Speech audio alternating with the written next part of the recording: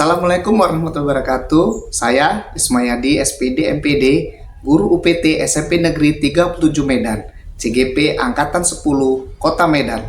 Di sini saya akan mewawancarai dua orang kepala sekolah, yaitu Kepala UPT SMP Negeri 37 Medan dan SMP Swasta Gajah Mada. Selamat menyaksikan. Ya, saat ini saya sudah berada di ruang Kepala Sekolah UPT SMP Negeri 37 Medan bersama Bapak Dr. Andes Hadi Sampur Basuki MM. Dan dalam kesempatan ini nantinya saya akan berbincang-bincang kepada Bapak untuk tugas modul 3.1 terkait dilema etika dan dilema moral, rujukan moral. Mohon kesediaannya Pak ya. Gimana Pak kabarnya Pak? Alhamdulillah baik. Maaf mengganggu waktunya Pak, mungkin nanti ada beberapa pertanyaan yang ingin saya sampaikan kepada Bapak terkait tugas kami ini Pak. Mudah-mudahan nanti bisa berbagi pengalaman dari Bapak pada kami bagaimana untuk memutuskan suatu masalah terkait dilema etika dan rujukan moral. Itu Pak, ini ada beberapa pertanyaan Pak. Yang pertama Pak, bagaimana pendapat Bapak mengidentifikasi kasus-kasus yang merupakan dilema etika dan dilema moral Pak, dan rujukan moral maksud saya Pak? Baik, terima kasih Pak Lis yang saya banggakan, calon guru penggerak angkatan 10 Iya Pak. Kota Medan. Alhamdulillah dari SMP Negeri 37 Medan ada yang menjadi calon guru penggerak. Kita tahu bersama bahwa guru penggerak ini adalah orang yang bergerak dan bergerak. Jadi Bapak bertanya kepada saya perihal tentang dilema etika dan rujuk moral. Nah, kita harus pahami dulu apa yang disebut dengan dilema etika itu tadi ya. Dilema etika. Jadi kalau kita bicara tentang dilema ini satu hal yang berkaitan dengan antara keputusan dan aktivitas yang dilakukan oleh orang yang berkaitan dengan etika, begitu ya. Kemudian di situ ada rujukan bagaimana mensukseskan sebuah program misalkan. Jadi kalau tentang bagaimana ini kita harus bisa menempatkan diri kita sebagai seorang pemangku kebijakan, khususnya di satuan pendidikan. Jadi bagaimana, kalau pertanyaan bagaimana saya menyikapi tentang dilema etika dan rujuk moral ini kan? Jadi kalau ada dilema ini kan antara keputusan dan mengambil kebijakan. Ya, itu dulu yang harus kita lihat. Jadi kepentingannya apa gitu? Kepentingannya untuk siapa? Gitu? Apakah kepentingannya itu untuk pribadi? Apa kepentingannya itu untuk orang banyak, dalam hal ini siswa sekolah. Apa yang mau kita lakukan? Jadi bagaimana kita untuk menyambut ini? Maka satu hal yang perlu kita lakukan, lihat kepentingannya sejauh mana, kepentingan pribadi atau kepentingan institusi atau lembaga. Maka mana yang lebih kita utamakan? Nah, kemudian kalau cerita tentang rujuk moral ini kan satu hal yang juga kadang-kadang kita harus betul-betul bisa memilah, mempengaruhi orang lain untuk membuat sebuah keputusan dalam menjalankan program-program di sekolah. Saya rasa itu. Luar biasa Pak, mudah-mudahan ini menjadi pencerahan buat saya Pak, bisa menguatkan saya tentang pengertian dilema etika dan rujukan moral. Selanjutnya Pak, bagaimana Bapak menjalankan pengambilan keputusan di sekolah, terutama kasus-kasus pada dua kepentingan yang tadi sama-sama benar dan sama-sama mengandung nilai kebajikan? Nah, kembali lagi kita kepada sebuah kepentingan gitu. Jadi antara dua kepentingan yang satu untuk kepentingan pribadi atau yang satu untuk kepentingan institusi gitu.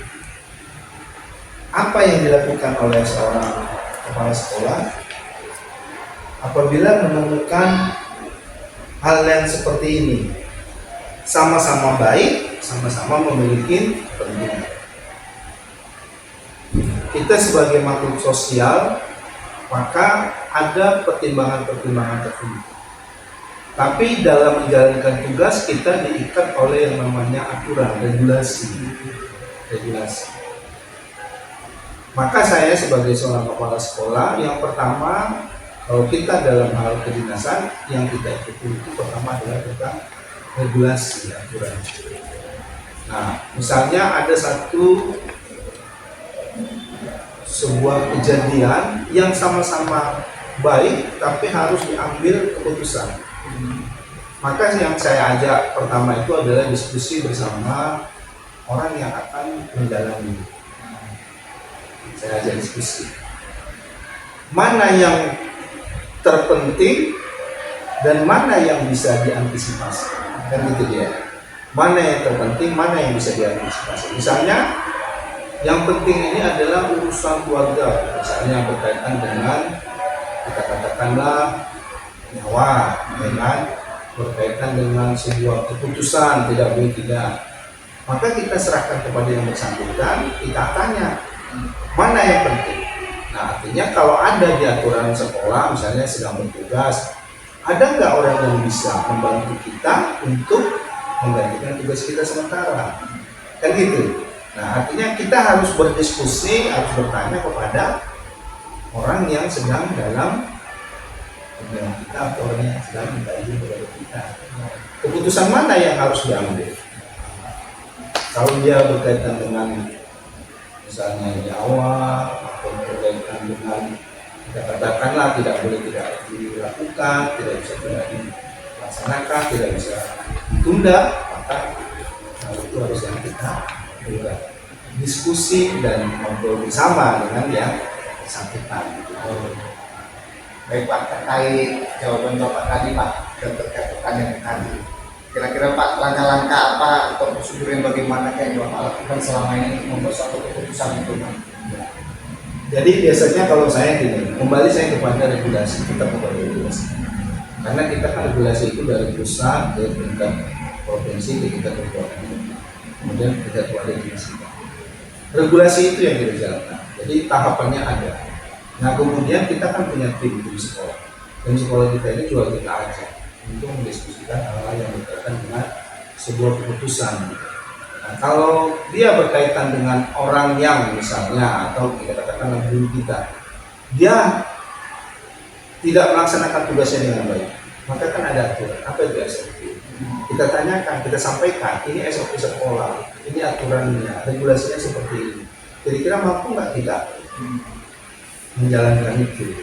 Kalau dia mampu menjalankan itu, berarti ada konsekuensi yang terjadi, terima resiko, apakah dia itu menjadi sebuah keputusan yang merugikan dia atau sebuah keputusan yang akan merugikan sekolah.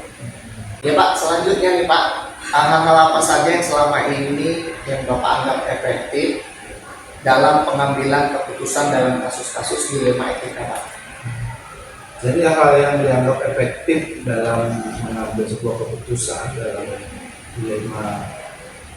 sebuah dilema etika ini, yang paling efektif selalu ada komunikasi.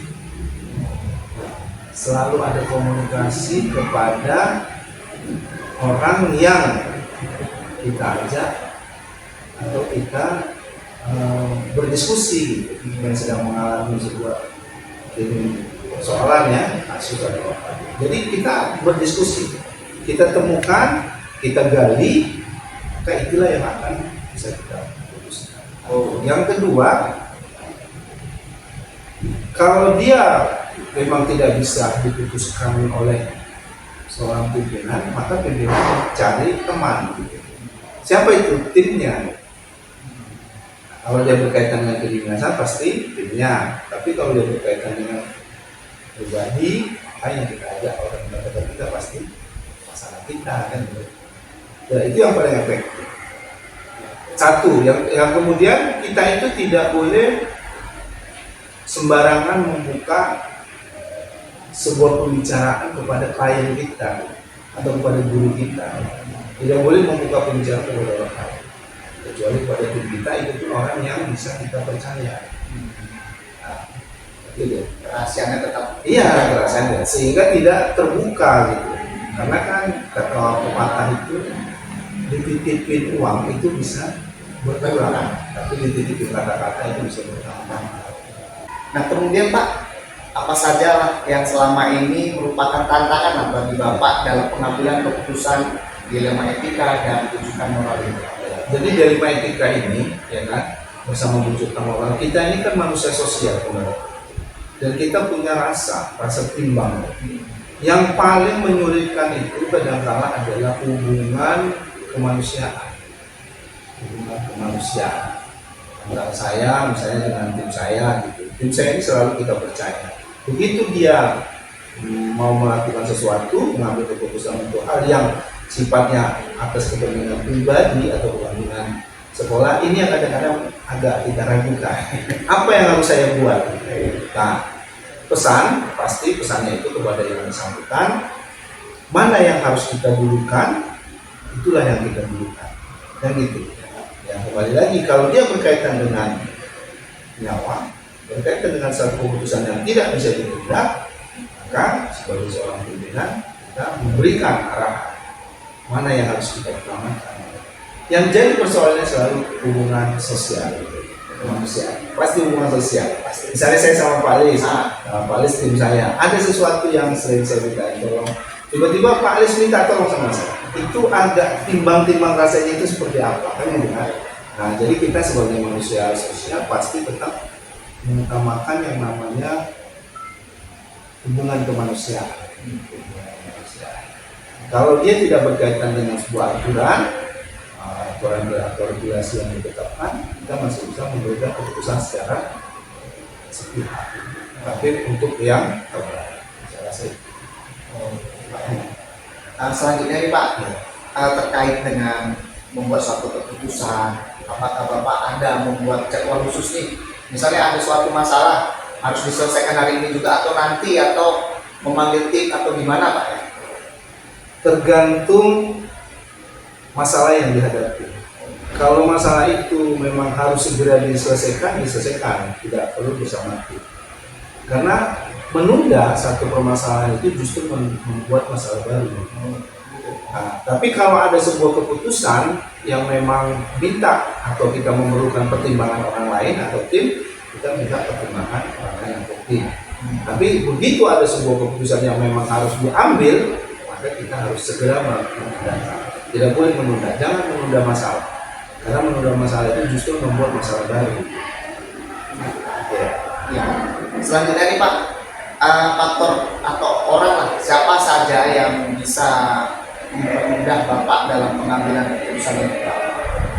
Di dalam pekerjaan itu pasti tim kita, kerja kita. Kalau saya menyebutnya TPMPS, tim penjamin itu satuan pendidikan. Nah, kalau dia berkaitan dengan keluarga, hubungan sosial keluarga, maka kita akan bercetak tentang sama keluarga, kan gitu.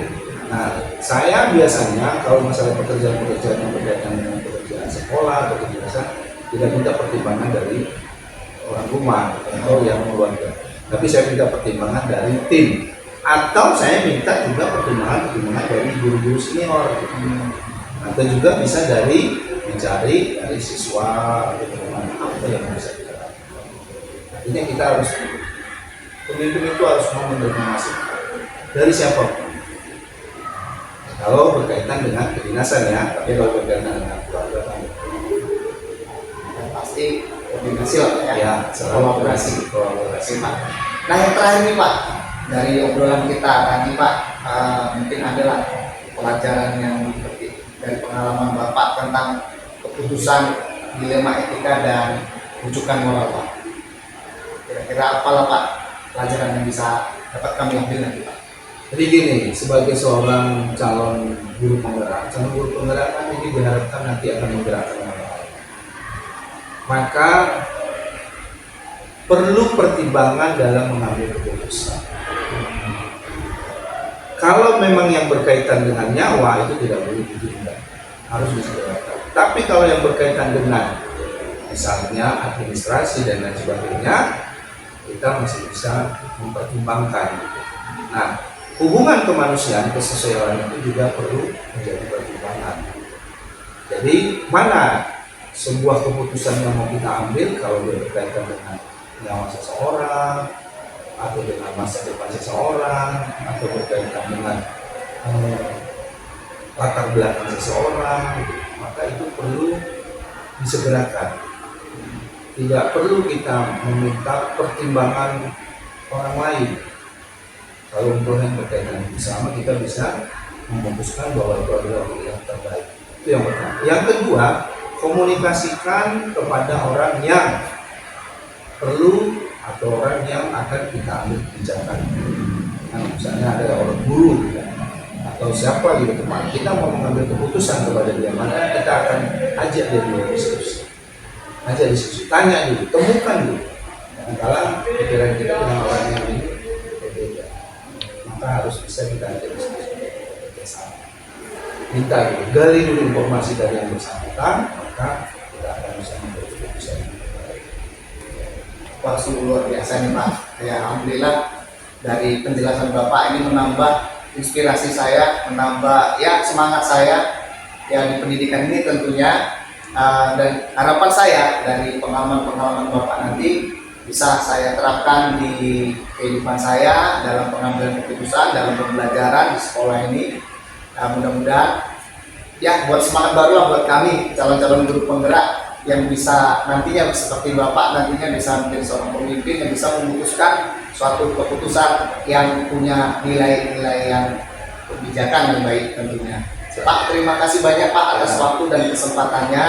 Sekali lagi saya ucapkan terima kasih banyak sudah mengganggu waktu Bapak. Terima kasih.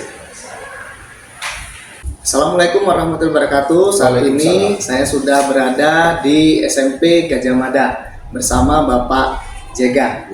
Apa kabarnya Pak? Alhamdulillah baik Pak. Sehat. Dalam kesempatan ini nanti kita akan berbincang-bincang terkait dengan keputusan ya dilema etika dan rujukan moral.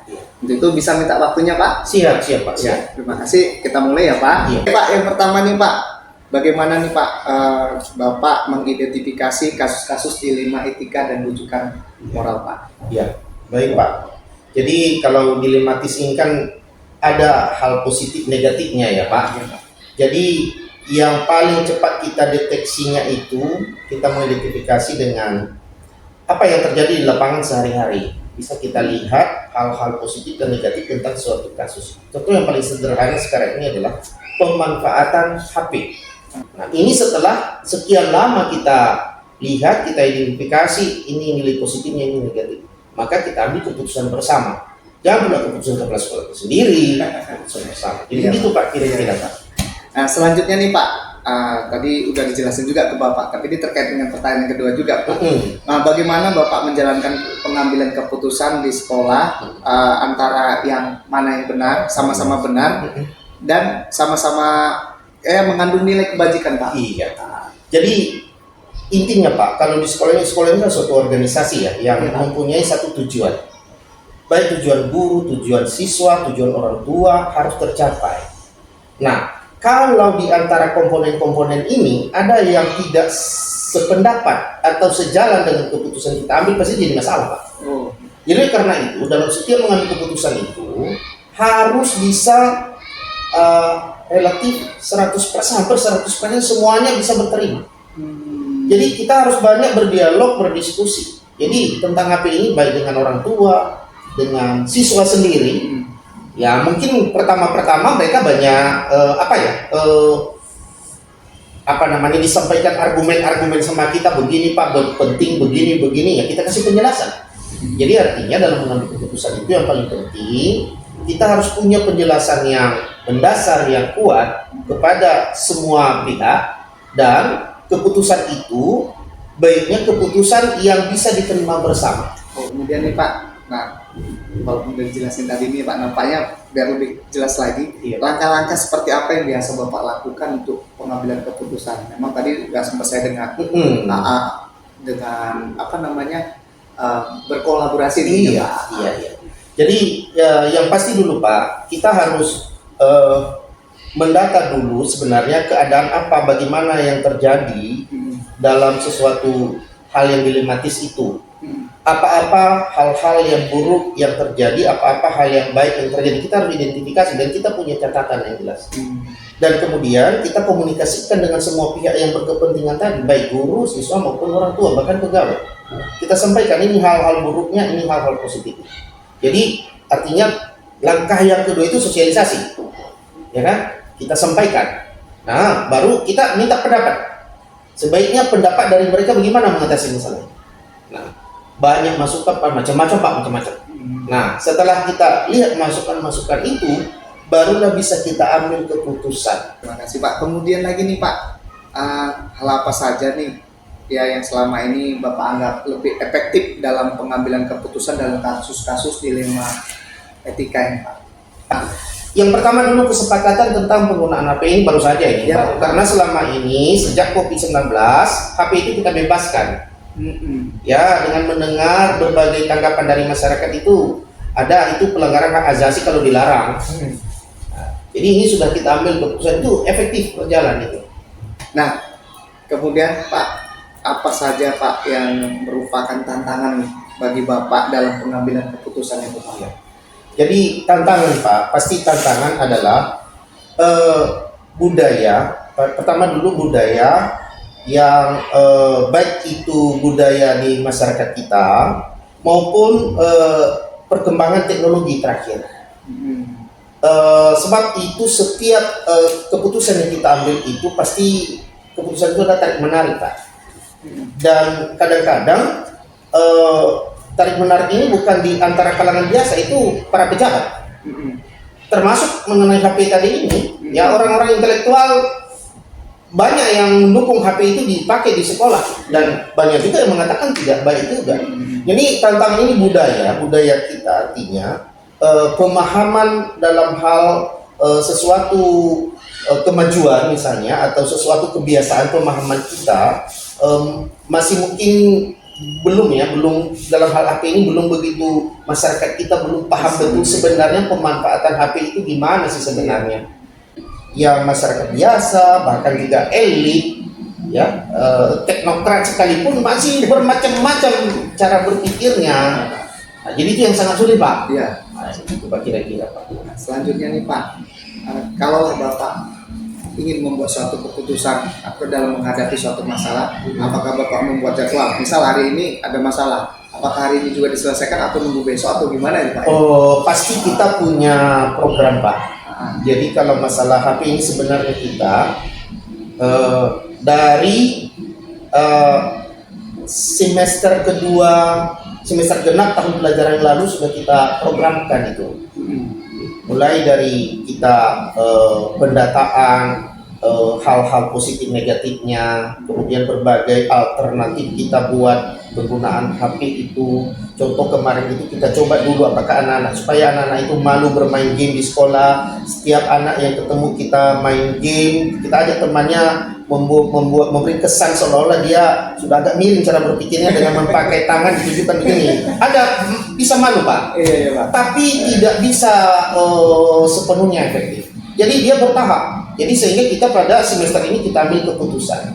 Jadi dia ada tahap-tahapnya, apa yang urgen pada saat itu ya kita lakukan tindakan-tindakan atau kita buat program penyelesaiannya. Karena banyak sekali kasus-kasus, mulai dari masalah-masalah kebersihan saja menjadi masalah itu, dan ini mungkin contoh di kelas 2, kelas 8, kelas 9 udah beres. Begitu datang kelas 7 kan suasananya lain lagi.